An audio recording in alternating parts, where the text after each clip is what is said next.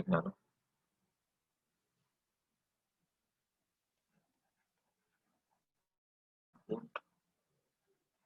And SAP, ठीक है।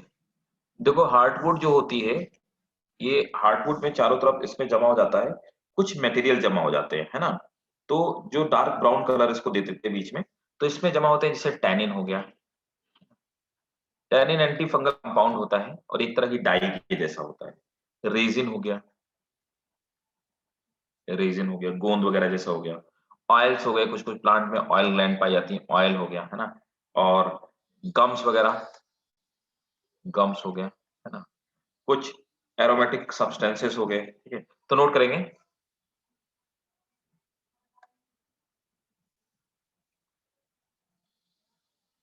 in in some of stem in some of stem, secondary xylem becomes, in some of stem, secondary xylem become of dark brown color. Secondary xylem become of dark brown in color due to due to deposition of due to deposition of oil, tannin, resin, iron, tannin, resins, some aromatic compound, and comes at the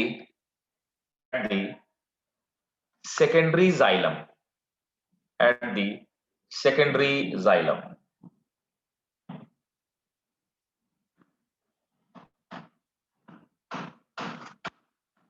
ठीक है, क्योंकि secondary xylem ही होता है जो core में centre की तरफ होता है, in the secondary xylem,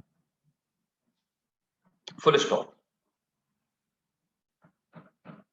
they are they are antiseptic substances, they are antiseptic substances,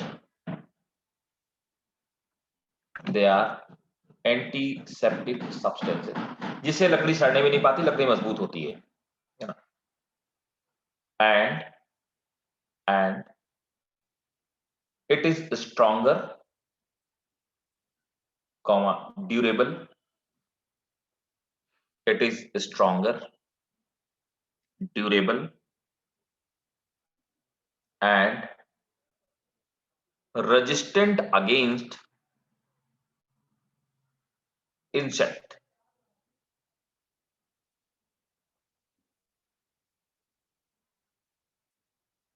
full stop. अब आ जाते हैं सैपवुड में। Sapwood sapwood is light in color, light in color,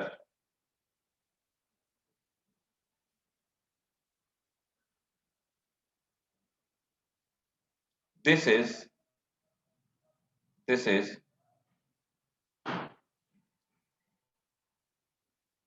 made up of this is made up of simple secondary xylem, simple secondary xylem,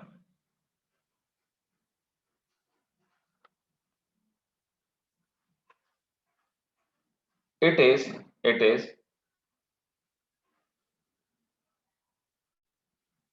it is less durable and not deposited by any kind of substance, not deposited by any kind of substance. That's why not deposited by any kind of substance. That's why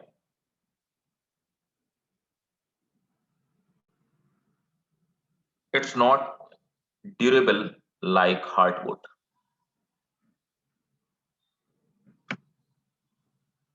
अब देखिए आ जाते हैं, next topic हमारा है cork cambium.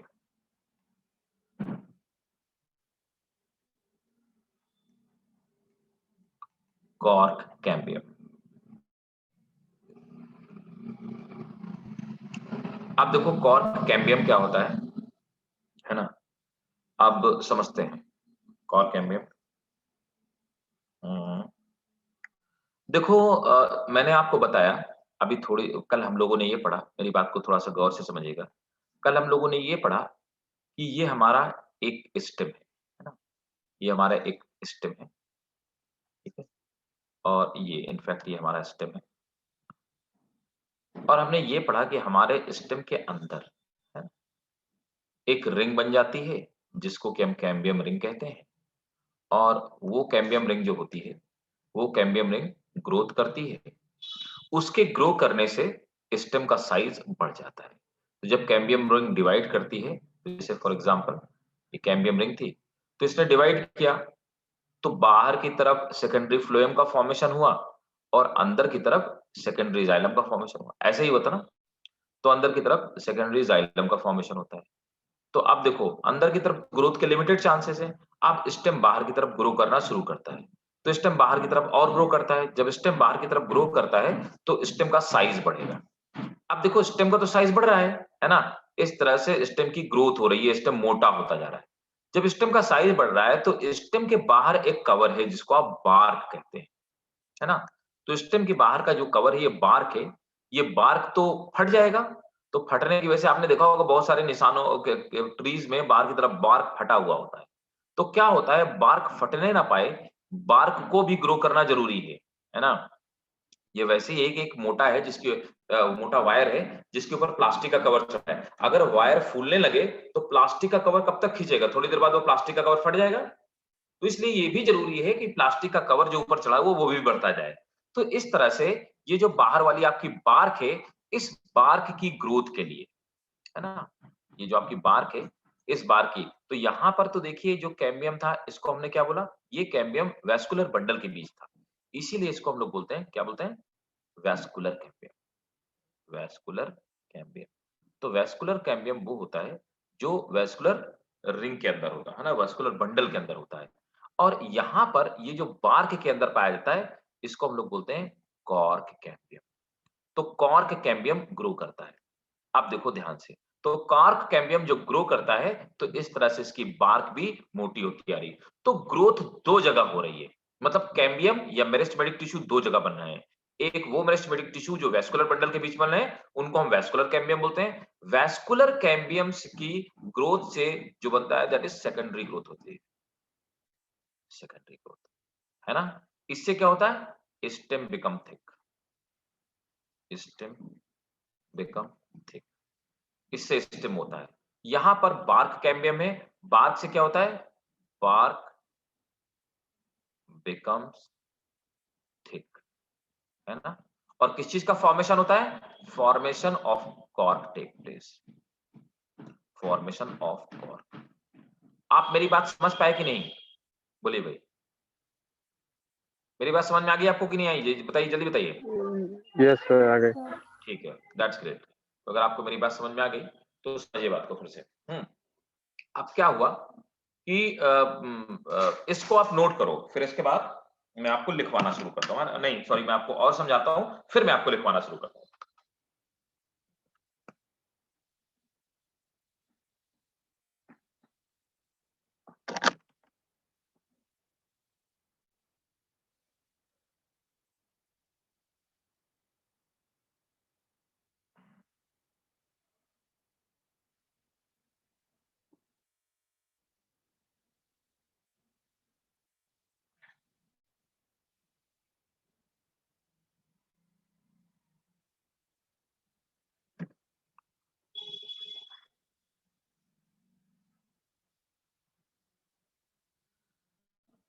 कर लिया? Note कर लिया?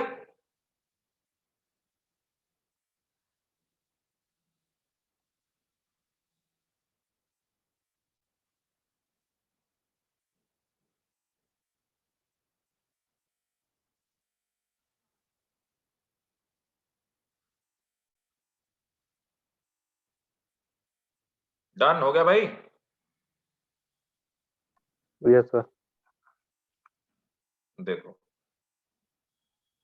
अब क्या है, जो आपका कॉर्क कैम्बियम है ना, जिसको हमने कॉर्क कैम्बियम बना, इस कॉर्क कैम्बियम को एक्चुअली कहते क्या है, इस लेयर को, इस लेयर को हम लोग बोलते हैं फैलोजन। ठीक है, we call it phellogen, PHELLOGEN, phellogen. इसको हम फैलोजन बोलते हैं। तो फैलोजन क्या है? फैलोजन एक्चुअली कैम्बियम है, कॉर्क कैम्बियम।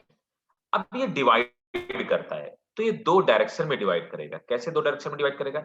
एक तो भाई ये बाहर की तरफ डिवाइड करेगा, है ना, आउटर सरफेस पे, और दूसरा कहां पे डिवाइड करेगा? दूसरा डिवाइड करेगा इनर सरफेस की तरफ। तो दो तरफ ये सेल काटेगा, अंदर की तरफ सेल काटेगा और बाहर की तरफ सेल काटेगा। This is outer surface and this is inner surface. बाहर की तरफ ये कुछ सेल्स काटता है, बाहर की तरफ जिन सेल्स को ये काटता है, या ना, जिन बाहर की तरफ जिन सेल्स का फॉर्मेशन होता है, वो एक्चुअली क्या होती हैं? डेड और सुबेराइज्ड। वो क्या होती हैं? बाहर की तरफ जो सेल बनती हैं, वो धीरे धीरे बाहर वाली सेल्स डेड हो जाती है ना, और उनके अंदर सुबेरिन डिपॉजिट होता है। तो मतलब हम ये कहते हैं कि वो डेड है और सुबेराइज्ड है ना?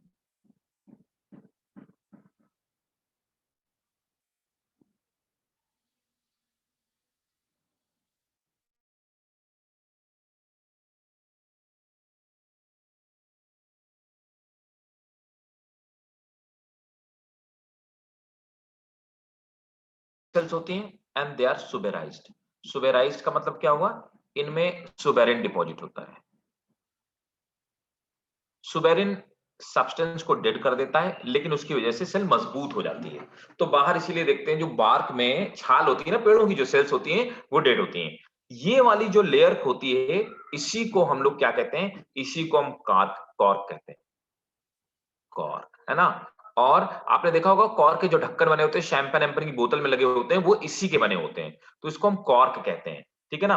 और इस लेयर को हम कहते हैं क्या है? इस लेयर को हम फेलम कहते हैं।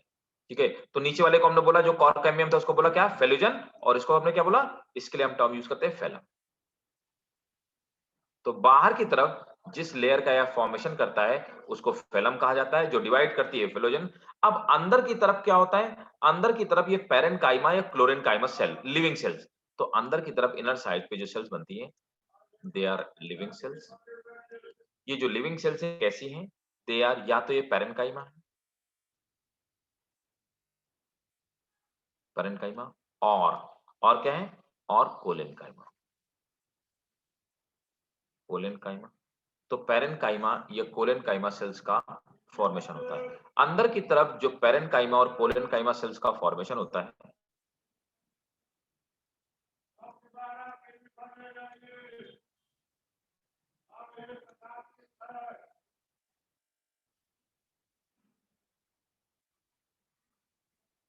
तो इन इस लेयर को हम लोग क्या बोलते हैं? तो ऊपर वाले को हमने बोला फेलम, और इसको डिवाइड करने वाली को फेलोजन बोला, और नीचे वाली जो होती है उसको हम लोग क्या बोलते हैं?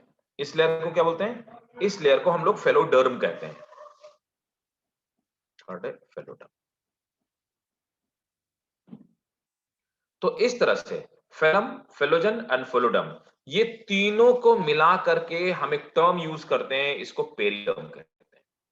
ठीक है, तो कुल मिलाकर के वेस्कुलर बंडल के बाहर की जितनी लेयर होती है, उसको अपन पेरिडर्म कहते हैं। पेरिडर्म तीन लेयर से मिलकर बनी होती है, phellem, phellogen and phelloderm.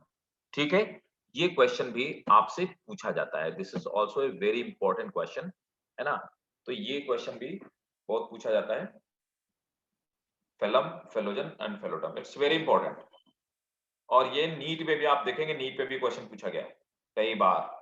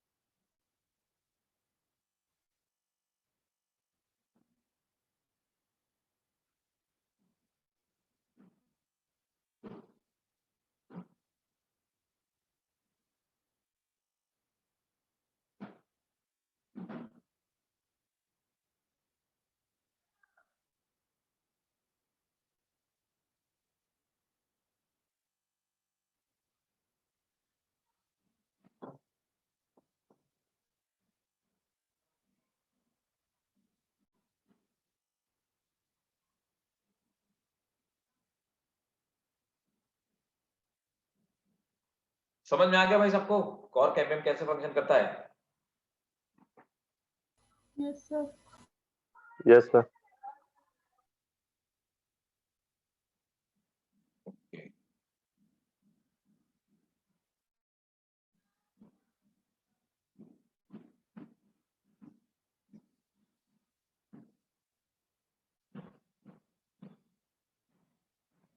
Note कर लिया आपने?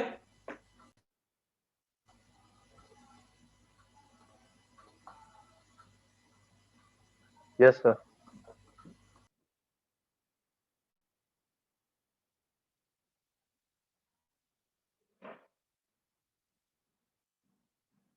ठीक है।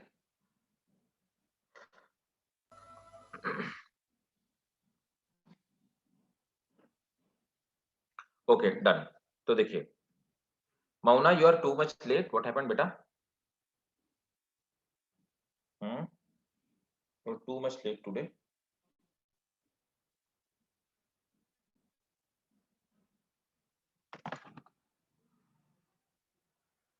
तारिक, अगर तुम्हारा कुछ छूटा हो, ठीक है ना? यस और सर। आप तायरा से भी पूछ लेना, अगर तुम दोनों का कुछ छूटा हो, ठीक है ना? तो सुबह एक यस ड्रॉपर वाला बैच स्टार्ट हुआ है, ठीक है? तो यस सर। ड्रॉपर वाला बैच मतलब स्टार्टिंग से स्टार्ट हुआ है। मैंने मोनेरा उसमें पढ़ा रहा हूँ, ठीक है? मैं मोनेरा पढ़ाऊंगा, प्रतिष्ठा पढ़ाऊंगा, मोनेरा पढ़ा दिया, ठीक है? वो तो खैर तुम पढ़ ही यस सर। चुके हो। तो अगर इसके बाद का कुछ छूटा हो तो you can come eight morning time, ठीक है? एक बार निष्कर जी से कोऑर्डिनेट कर लें दोनों लोग, ठीक है? ठीक है। है ना? शेड्यूल के लिए उन्हीं से आप लोग कोऑर्डिनेट करो कि शेड्यूल वही बनाते हैं, ठीक है? Yes sir. तो लेकिन ये है कि मैं आपको इन्फॉर्म कर रहा हूँ कि इन केस, क्योंकि मुझे नहीं पता कि आपका क्या छूटा है क्या नहीं छूटा है, इन केस अगर आपका ऐसा कुछ मोनेरा वगैरह, प्रोटिस्टा वगैरह, मोनेरा या प्लांटे कुछ छूटा हो, है ना? तो आप मॉर्निंग टाइम पे आ सकते हो, सेम टॉपिक स्टार्ट है प्रॉपर बैच में, यस सर। ठीक है? तो देखिए अब एक मैं डायग्राम दिखाता हूँ, है ना? ये तो मैंने आपको समझा दिया। अब दूसरा डायग्राम वो ये है कि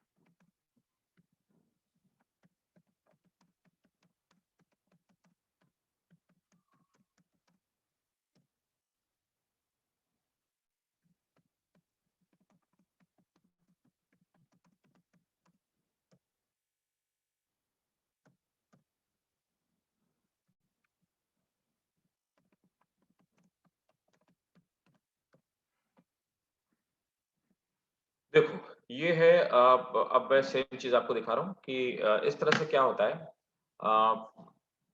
ये यहाँ पर आपकी कोर कैम्बियम है ना, कोर कैम्बियम है, ठीक है?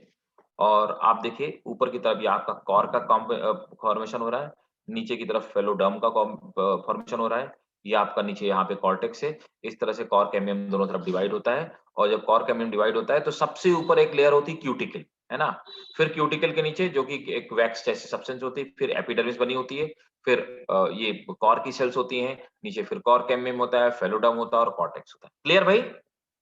If you want, you can take a screenshot of this diagram as well, ठीक है?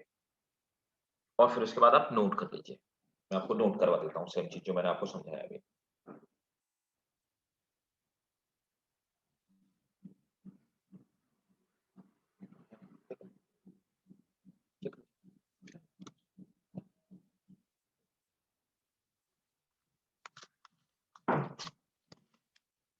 ले लिया स्क्रीनशॉट?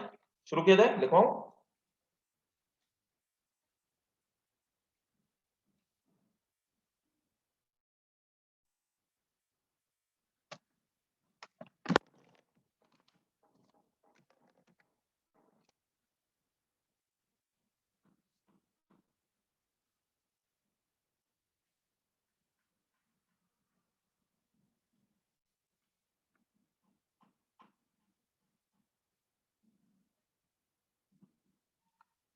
चलिए मैं स्टार्ट करता हूँ, स्टार्ट करिए। ठीक है, हेडिंग डालेंगे फॉर्मेशन ऑफ पेरिडम, इसी में formation of periderm.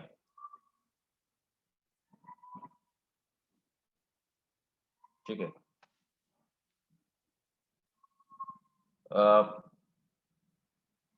the outer bark of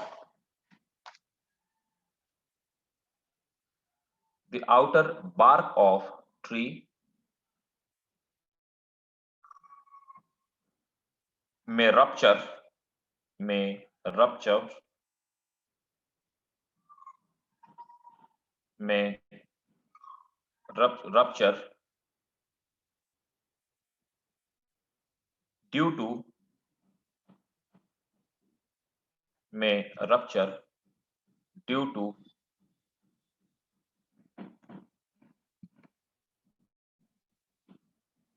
growth of vascular cambium. Growth of may rupture due to growth of secondary vascular bundle, due to growth of secondary vascular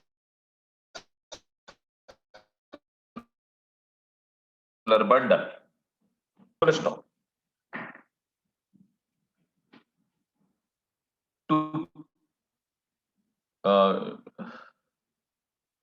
ठीक है, next note करें, dicot stem produces dicot stem produces a cork cambium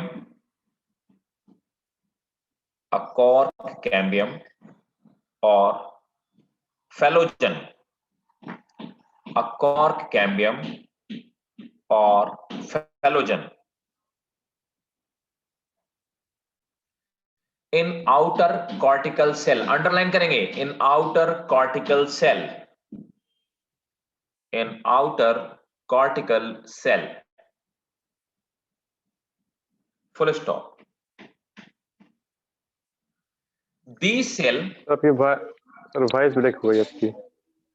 अच्छा, in dicot stem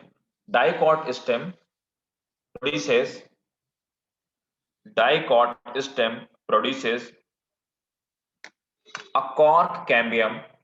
Dicot stem produces a cork cambium or a cork cambium or phallogen in outer cortical cells. Underline करेंगे, in outer cortical cells.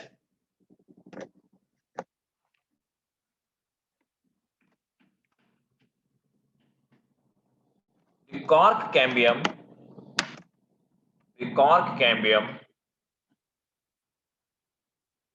mainly originate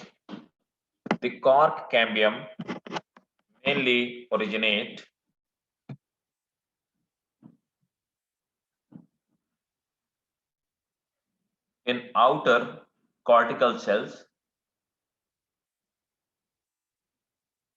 and rarely from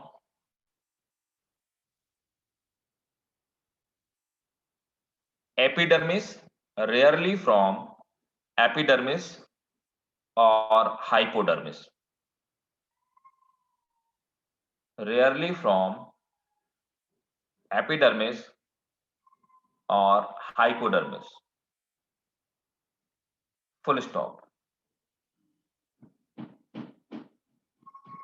Next point.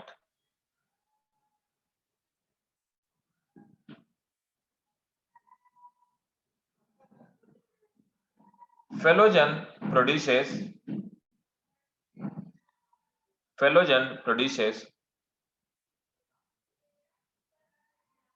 cork or phloem on outer side.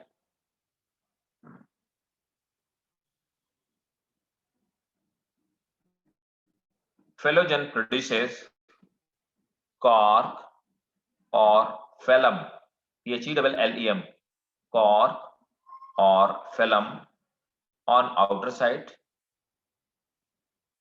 full stop. इसी में लिखेंगे, इसी point में. It is made up of dead and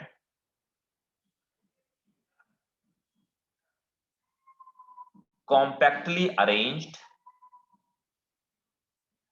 cells, dead and compactly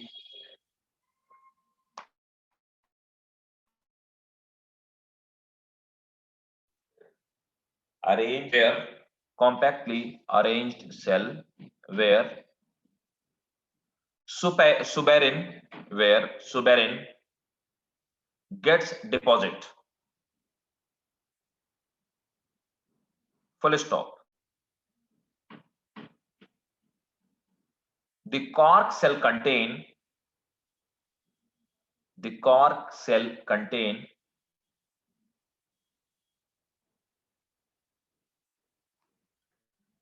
tannin.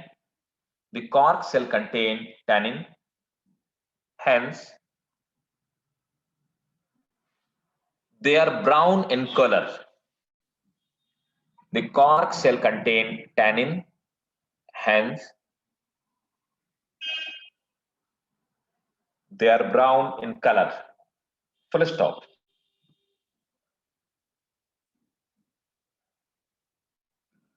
अब देखो यहां पे एक नोट करके लिख लो एक चीज, है ना. नोट करके ये लिखाना चाहता हूं जो मैंने आपको बताया कि कॉर्क एक्चुअली, आप अभी तक एक ही चीज कॉर्क, जो शैंपन के बोतल में, पुराने जमाने में ये ढक्कन कसने वाले ढक्कन नहीं आते, चूड़ी वाले ढक्कन नहीं आते थे, इनमें चूड़ियां पाई जाती थी. तो क्या होता था, पुराने जमाने में लकड़ी के ढक्कन बनाए जाते थे, आपने देखा होगा. और वो लकड़ी के ढक्कन ऐसे लगते हैं कि रबर के बने होते हैं. एक्चुअली उसको हम लोग कॉर्क ही कहते थे. कॉर्क जो निकाला जाता है ना, तो उसको हम लोग बोलते हैं बोतल कॉर्क. ठीक है, बोतल कॉर्क. तो बोतल कॉर्क हम लोग जो निकालते हैं, वो निकालते हैं एक प्लांट से. उस प्लांट को हम लोग बोलते हैं कॉर्क ओक.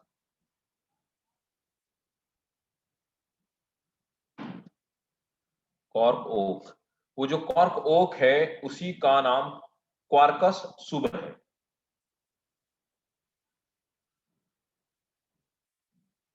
क्वार्कस सुबर इसका बायोलॉजिकल नेम, क्वार्कस सुबर.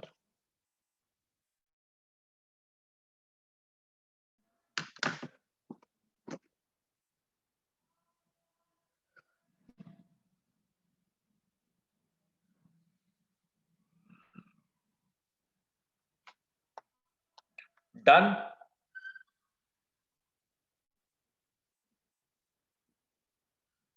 समझ आ गया? Yes sir. ठीक है. और ये लिखा दिया ना इनर साइड कौन सा सेकेंडरी कॉर्टेक्स प्रोड्यूस करता है, आउटर साइड और इनर साइड दोनों लिखा दिया ना.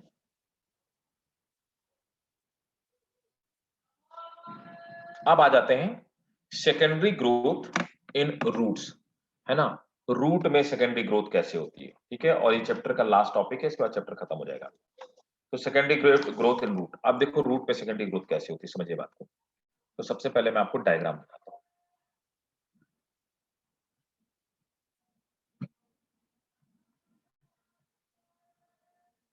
देखिए, सेकेंडरी ग्रोथ इन रूट, है ना.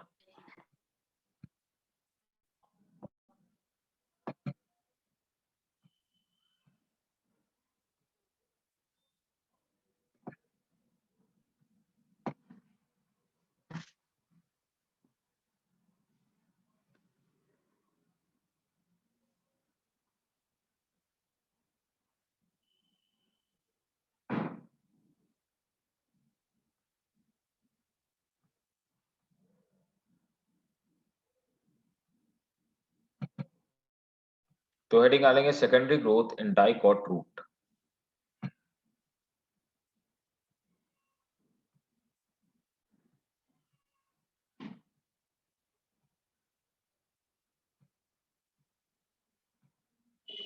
अब देखो डाइकॉट रूट, हमने डाइकॉट स्टेम में सेकेंडरी ग्रोथ डिटेल में पढ़ लिया. ग्रोथ वैसे ही होती है, कैम्बियम वैसे ही काटता है. बात को समझिएगा. होता क्या है कि रूट और डाइकोट स्टेम दोनों की एनाटॉमी हम लोगों ने पढ़ी है ना। तो भाई ऐसा तो है नहीं कि स्टेम मोटा हो जाएगा रूट नहीं मोटी होगी, तो स्टेम मोटा हो रहा रूट भी मोटी होगी। Secondary growth in dicot root. अब देखो होता क्या है, तो रूट की एनाटॉमी हम लोग पढ़ चुके हैं, बाहर एपिडर्मिस होती है, ये वाला जो पार्ट होता है इसको हम लोग कॉर्टेक्स कहते हैं, है ना।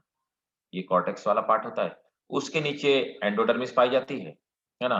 उसके नीचे ये पेरिसाइकिल पाई जाती है, और यहाँ पर पैचेस में मतलब रूट, यहाँ पे रूट में जो वेस्कुलर बंडल होते हैं रेडियल होते हैं, तो यहाँ पे जाइलम और फ्लोएम अलग अलग रेडियस पे पाई जाती है ना।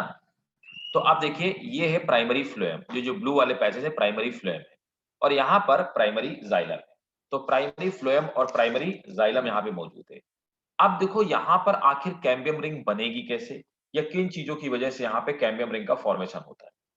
अब देखो यहाँ पर क्या होता है, आप देखिए वहां पर दोनों के बीच में, वेस्कुलर बंडल के बीच में कैम्बियम रिंग पहले से मौजूद थी, मतलब कैम्बियम रिंग पहले से मौजूद थी, तो वहां पर वो प्राइमरी कैम्बियम थी।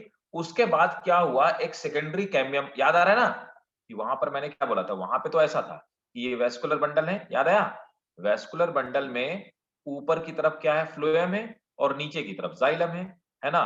फ्लोएम और जाइलम के बीच में यहाँ पे पहले से कैम्बियम मौजूद है, इसको हम लोग प्राइमरी कैम्बियम बोलते हैं। अब होता क्या था, इसके बीच में यहाँ पर जो यहाँ पे कुछ ऐसे सेल्स होते थे जो कि जिनको कि हम क्या बोलते हैं, नॉर्मल पैरेनकाइमस सेल होते हैं, जिनमें की डिवीजन की कैपेसिटी आ जाती थी, जिनको हम इंटरफेसिकुलर कैम्बियम बोलते थे।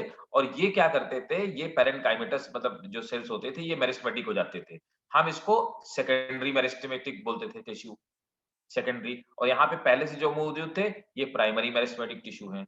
तो यहाँ पर प्राइमरी और सेकेंडरी दो तरह के मेरिस्टेमेटिक टिश्यूज पाए जाते थे।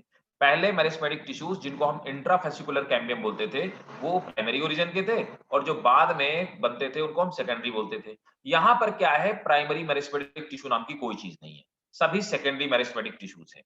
अब देखिए यहाँ पर होता यूं है कि ये जो आपकी कैम्बियम, ये जो आपका प्राइमरी फ्लोएम है, इसके नीचे की तरफ कैम्बियम का फॉर्मेशन हो जाता है, ठीक है।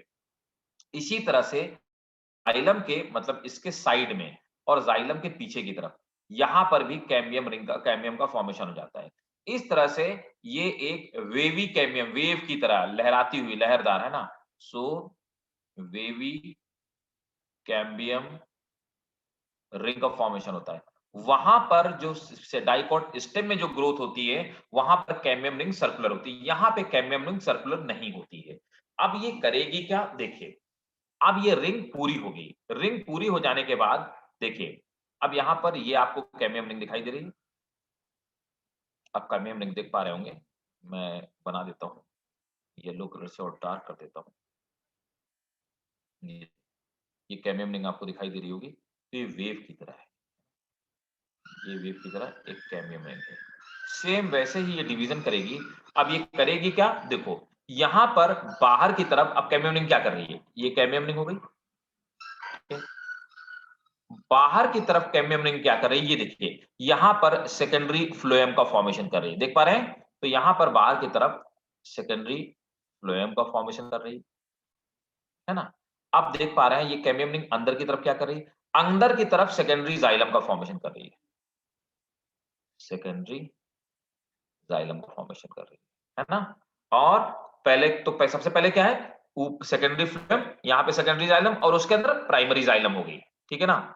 और ऊपर वाले पे क्या है, ऊपर पे सब पहले सेकेंडरी फ्लोएम है, और बाहर की सबसे बाहर क्या है, प्राइमरी फ्लोएम है, ठीक है। इस तरह से ग्रोथ करती जाती है, काटती जाती है, और क्या करती है, इसकी सेकेंडरी ग्रोथ का काम करती है। क्लियर है, समझ में आ गया ना। अब चाहे आप इसका स्क्रीनशॉट ले लो, चाहे आप इसको ड्रॉ कर लो, जैसा आपको बेहतर लगे।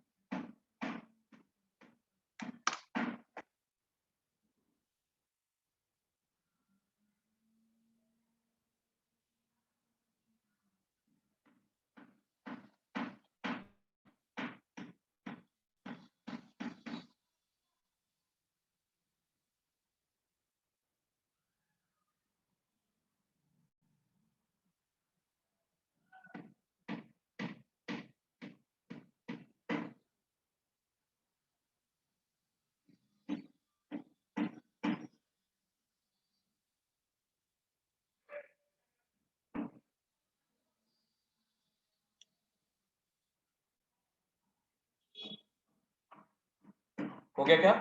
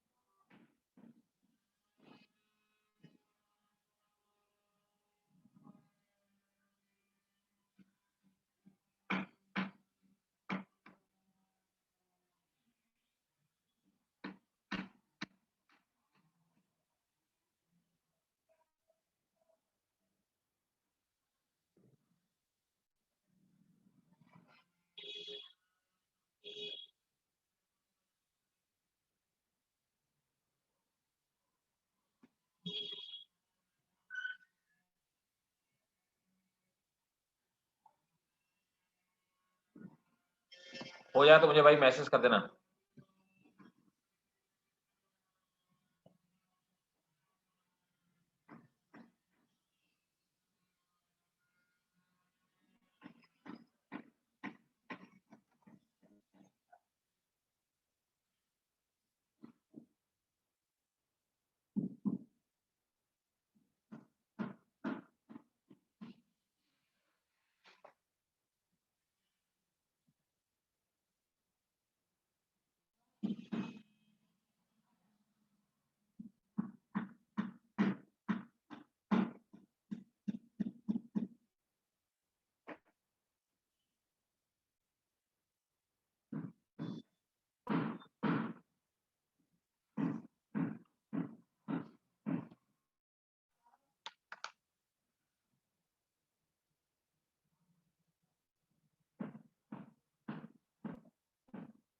डन हो गया भाई सबका?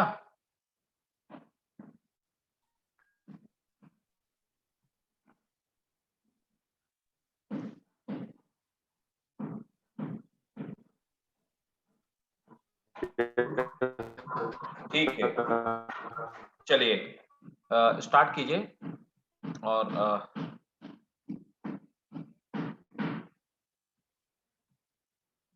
डन। नोट करें, secondary growth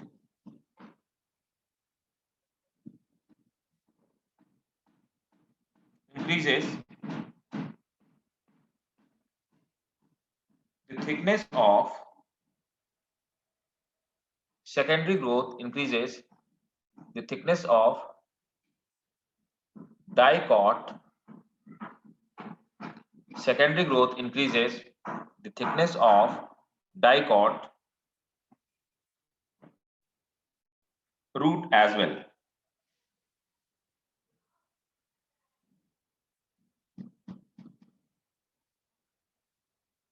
Full stop. Most of dicot gymnosperm, most of dicot gymnosperm, most of dicot gymnosperm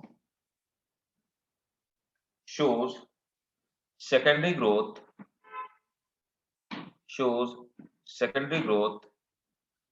in their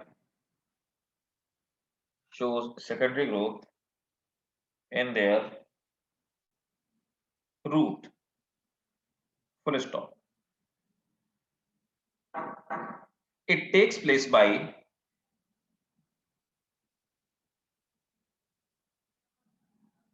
two types of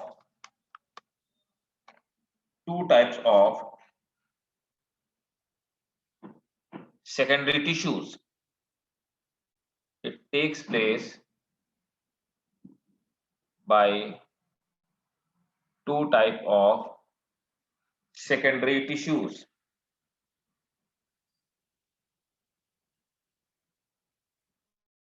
That is secondary vascular tissue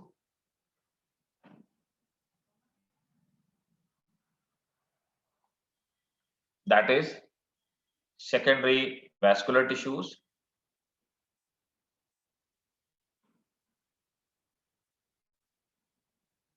and periderm and periderm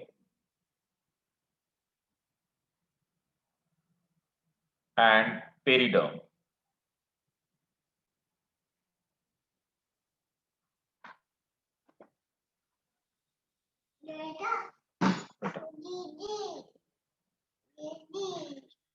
These tissues are formed by meristems. These tissues are formed by meristems.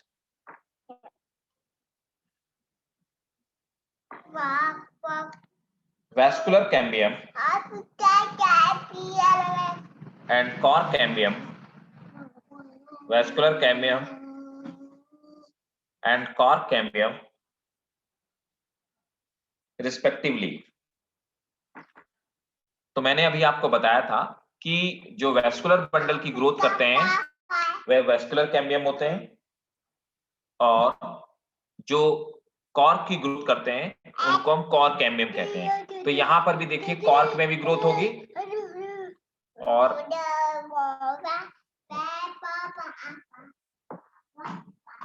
यहाँ पे भी cork में भी growth होगी और vascular bundle में भी. तो दोनों जगह यहाँ पे सेकेंडरी ग्रोथ होगी.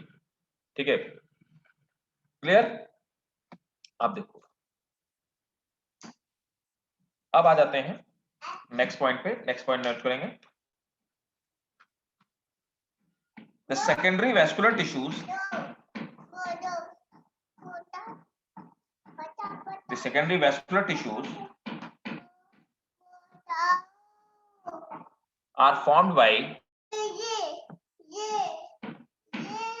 एक मिनट होल्ड करना भाई जरा.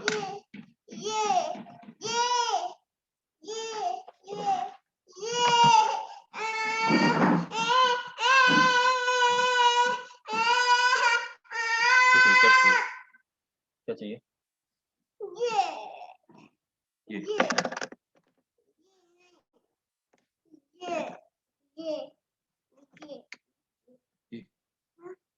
लो जाओ जल्दी जाओ मार लो.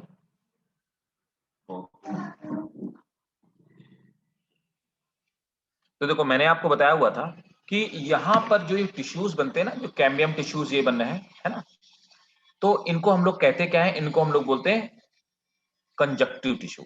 क्या बोलते हैं? Conjunctive tissue. तो कंजक्टिव टिश्यूज की वजह से, है ना, यही पैरेनकाइमल टिश्यूज है जिनकी वजह से यहाँ पे सेकेंडरी ग्रोथ होती है. तो नोट करेंगे,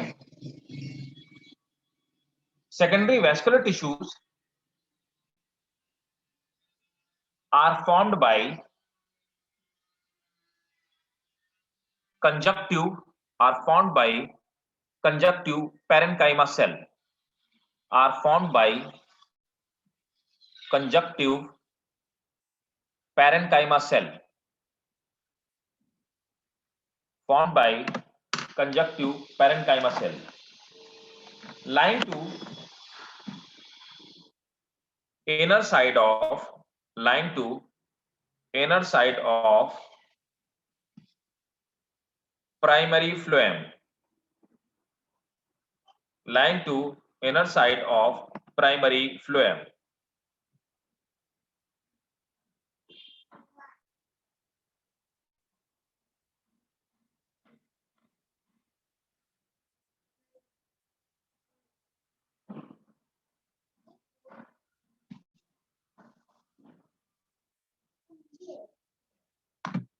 full stop. Primary phloem bundles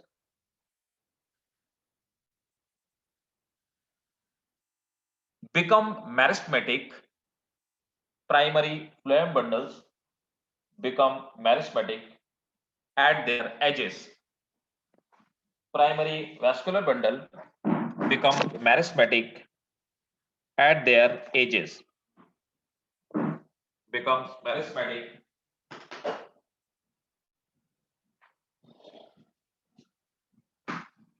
at their edges. मतलब यहां पर ये जो आपकी प्राइमरी फ्लोएम है, इनका जो एज है यहां पर ये मैरिस्मेटिक जाती है at their edges. Full stop. They gives rise to secondary phloem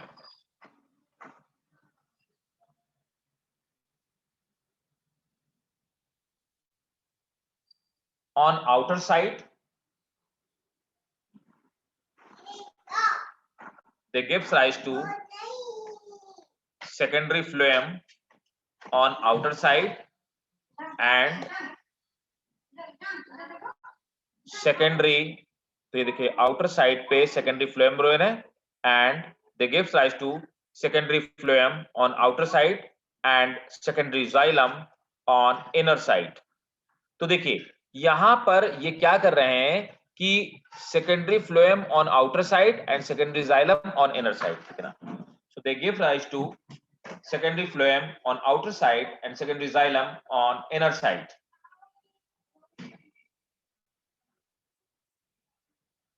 Next point.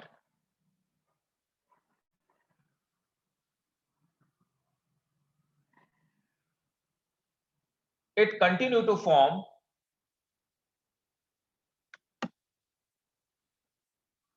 it continue to form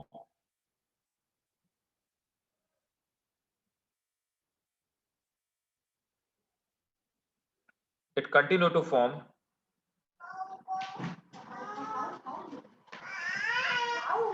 it continue to form secondary tissues in this way.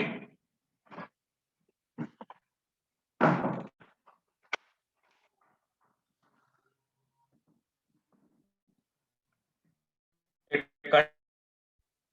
secondary tissues in this way, and the thickness of root increases. Full stop. Next point. In dicot root, in dicot root,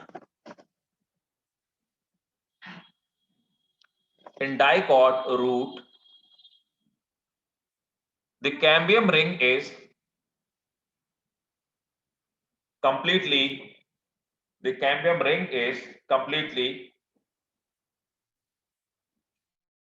in origin. Cambium ring is completely secondary in origin.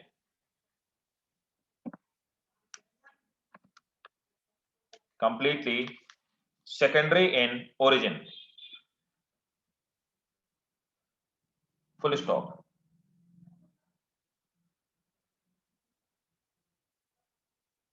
ठीक है भाई, समझ में आ गया? कोई doubt हो पूछे?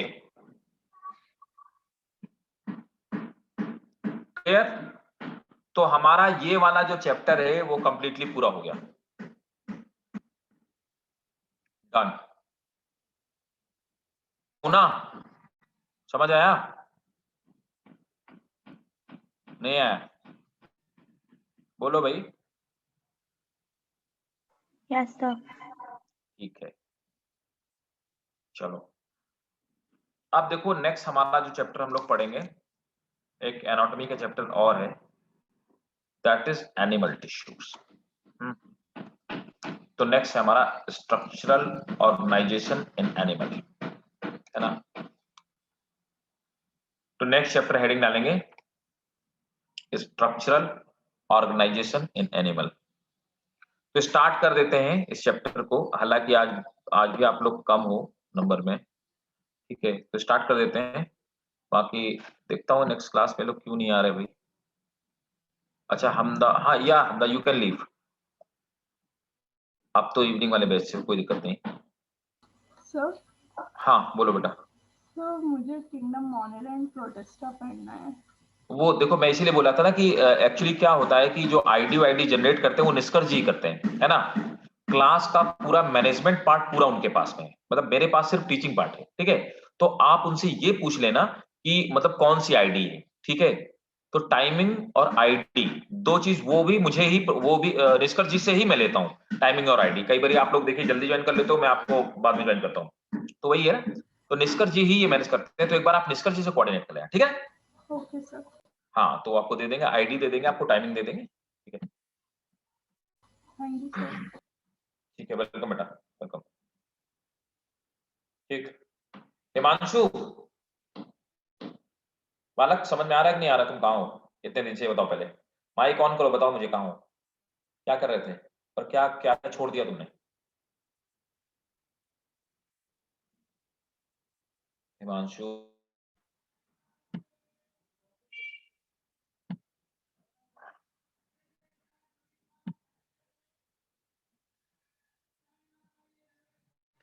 हाँ हिमांशु बताओ भाई, कहाँ थे भाई, और क्या क्या तुमने छोड़ दिया ये तो बताओ। Hello sir. हाँ हिमांशु बोलो बेटा। टाइमिंग पता नहीं थी, इसलिए क्लास छूट गई थी, मुझे डेज का पता नहीं था कुछ। अच्छा, यू आर गुड स्टूडेंट यार, मतलब तुम लोग तो एटलीस्ट थोड़ा सा अवेयर रहा करो, पूछ लिया करो, मैं से पूछ लो, निष्कर जी को कॉल कर लिया करो, है ना, टाइमिंग्स का, ठीक है। हाँ जी सर। हाँ मतलब that is not expected from good student, मैं सबको नहीं बोलता हूँ, ठीक है ना। I expect like you are a good student, so you must be regular, और अच्छा करो, थोड़ा बढ़िया मेहनत करो, ठीक है। दोनों तो नहीं ले रखे बायोलॉजी और मैथ्स, क्यों मंशु। सर हमारे स्कूल में सर बायो मैथ के साथ ही मिलती है, मतलब पीसीएम भी मिलती है, मतलब मैथ कंपलसरी है। अच्छा कौन सा स्कूल है। Sir Don Bosco. Okay okay okay, चलो ठीक है ना, सो बी रेगुलर, है ना, अभी टाइमिंग का, ठीक है। Yes sir. अभी तो क्लियर है ना, ठीक हाँ है जी सर। ठीक है। तो चलो ठीक है माउना, दो ही लोग बचे, तो next tomorrow will meet at 12:30 Mauna, ठीक है। अभी आप दो ही लोग बचे नए में, ठीक। Okay Sir, sir. tomorrow I have an exam. Tomorrow you have exam at 12:30। Yes, sir. कोई बात नहीं, है ना, गो विद रिकॉर्डेड लेक्चर्स, ठीक Mauna. In case if you are feeling problem you can contact us, ठीक है। चलो ठीक है फिर, हाँ मिलते हैं, और नेक्स्ट क्लास में टुमारो 12:30 विल स्टार्ट।